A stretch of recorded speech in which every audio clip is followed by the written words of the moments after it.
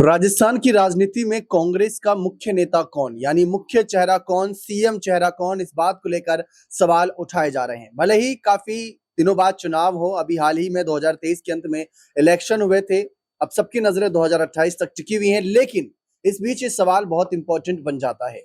वहीं राजस्थान कांग्रेस के एक विधायक मनु भाकर का जिस तरीके से यहाँ मुकेश भाकर का बयान सामने आता है, उनके बयान की चर्चा करेंगे, क्योंकि उन विधायक से सीधा पूछा गया कि कांग्रेस का नेता कौन। गहलोत और पायलट दो ऑप्शन उनके सामने रखे गए। हैरान करने वाली बात यह है कि कभी गहलोत, जिनके साथ विधायकों का एक गुट नजर आता था, 70-80 विधायक उनके समर्थन में नजर आते थे, वहीं मुकेश का बयान सामने आता है कि अब सचिन पायलट है कांग्रेस के नेता राजस्थान में। जबकि बात आती है जब राजस्थान में भजनलाल सरकार को घेरने की, तो सचिन पायलट दूर दूर तक नजर नहीं आते। वो कहीं छत्तीसगढ़ में प्रभारी के तौर पर नजर आते हैं, बिहार में कन्हैया कुमार की जब पदयात्रा का अंत होता है तो वहां पर प्रचार प्रसार में जुटे नजर आते हैं। राजस्थान में उनकी मौजूदगी कम है, लेकिन विधायकों की मांग है सचिन पायलट। इसी मुद्दे पर चर्चा करते हैं। वफा सर हमारे साथ मौजूद हैं। सर, आपको क्या लगता है, पायलट या गहलोत, विधायकों की पहली पसंद कौन?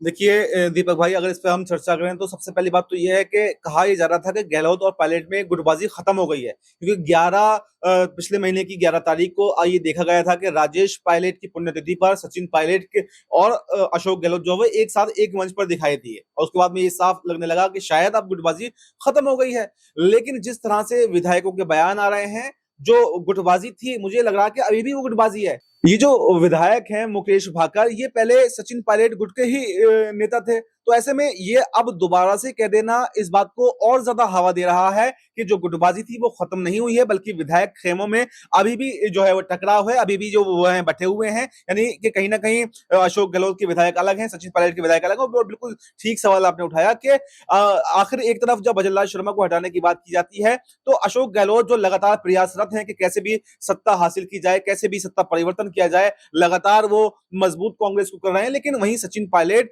जब सत्ता की कुर्सी की बात आती है, मुख्यमंत्री बनने की बात आती है, तब तो दावा ठोकते हुए दिखाई देते हैं। उनके विधायक अभी भी दावा ठोक रहे हैं, लेकिन सचिन पायलट कहां खामोश है, सचिन पायलट कहां गुम हो गए। क्या आपको अगर केंद्र की राजनीति में भेज दिया गया, आपको छत्तीसगढ़ का प्रभारी बना दिया गया, तो क्या राजस्थान को आप छोड़ देंगे? और राजस्थान को आप छोड़ देंगे तो फिर मुख्यमंत्री की कुर्सी में क्या भूमिका आपकी है? फिर उस पर भी आपको, उसको भी त्याग दीजिए, फिर अशोक गहलोत को रहने दीजिए। तो इस सवाल ये बनता है कि अगर आपको किसी पद का दावेदार आप अपने आप को मान रहे हैं, तो उसके लिए आपको आवाज उठानी पड़ेगी, उसके लिए पार्टी को मजबूत करना पड़ेगा। लेकिन अगर इस तरह से नहीं करेंगे, खाली गुटबाजी करते रहेंगे, तो ये गुटबाजी ये आपके लिए भी नुकसानदायक होगी और ये पार्टी के लिए भी नुकसानदायक होगी।